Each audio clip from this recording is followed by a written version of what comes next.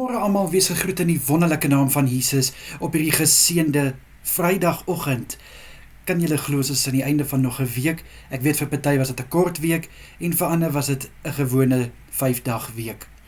Nou, vandag maak ons klaar met ons reeks oor hoekom sekere onderwerpe baie oor gepraat word. Nou stem julle saam met my, dit was nou 'n lekker reeks eintlik om te hanteer. Ek het dit self geniet, dit het vir my nuwe perspektief gegee oor hoekom sekere onderwerpe baie oor gepraat word. Vir my wys dit maar net hoe die Here deur die Heilige Gees met ons werk. Dit is net, jy kan dit nie beskryf nie. Nou vandag se onderwerp is iets waaroor elke kerk definitief moet praat. As jou kerk nie daaroor praat nie, hardloop my boetie en sussie, dan moet jy hardloop. En natuurlijk, as dit ook nie so is in 'n kind van God se lewe nie, dan weet ek nie hoe kan jy sê jy's 'n kind van God nie. En dit is dat God alleenlik God in jou lewe is. Ja, my boetie en sussie, God moet die eerste en die laaste wees in jou lewe. God moet die Alfa en die Omega wees in jou lewe. Hy moet die een wees wat was, wat is en altyd sal wees.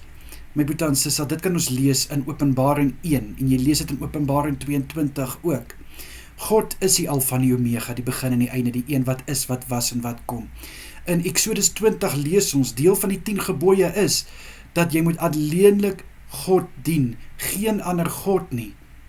Hoekom is dit so, my boetie en sussie?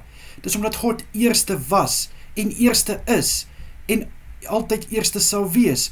Aan die begin het God die hemel en die aarde geskape, niemand anders het dit gedoen nie, God alleen het dit gedoen, en dis hoekom daar staan in Genesis 1, dat in die begin was God reeds daar, en het sê ook in Johannes 1, dat in die begin was die woord, en die woord was God, en die woord was in God. My boetie en sussie, so wys dit net, dat God moet eerste in jou lewe wees, bo alles, en as God eerste is, dan sal die res in plek val, en dit kan ons lees in Matteus 6 vers 23, soek eers die koninkryk van God en sy geregtigheid, en alles sal dan in plek val, en dit is hoe dit moet wees in ons lewens, dat God moet eerste wees, nie finansies of materialistiese goed, of selfs werk nie, my boetie en sussie, God moet eerste wees, en wanneer God eerste is, dan sal die res volg, finansies, werk, wat dit ook al mag wees. Dis wat ek graag met julle wou deel vandag. Kom ek bid vir ons. Here, baie dankie vir hierdie reeks wat ek kon hanteer het met my boetie en sussie. Here, baie dankie dat U vir ons nuwe goed openbaar het. Dankie liewe Here dat ons nuwe perspektief het oor hoekom sekere onderwerpe baie oor gepraat word. Vader, mag ons elke onderwerp waaroor ons gepraat het in hierdie 3 weke vat, mag ons dit gaan uitleef. Liewe Here, mag ons daarmee werk, en ek bid in Jesus Christus naam, dat U elke oomblik van die dag ons eerste sal wees en ons laaste sal wees, die middelpunt van ons lewe.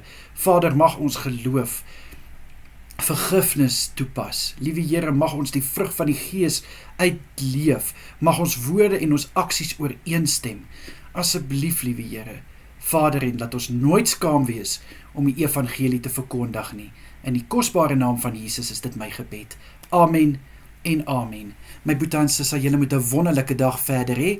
Geniet julle naweek, kyk mooi na julleself, en ek wil net sê, Jesus het julle baie lief, en dankie dat julle hierdie pad saam met my stap. Baie lief vir julle. Totsiens.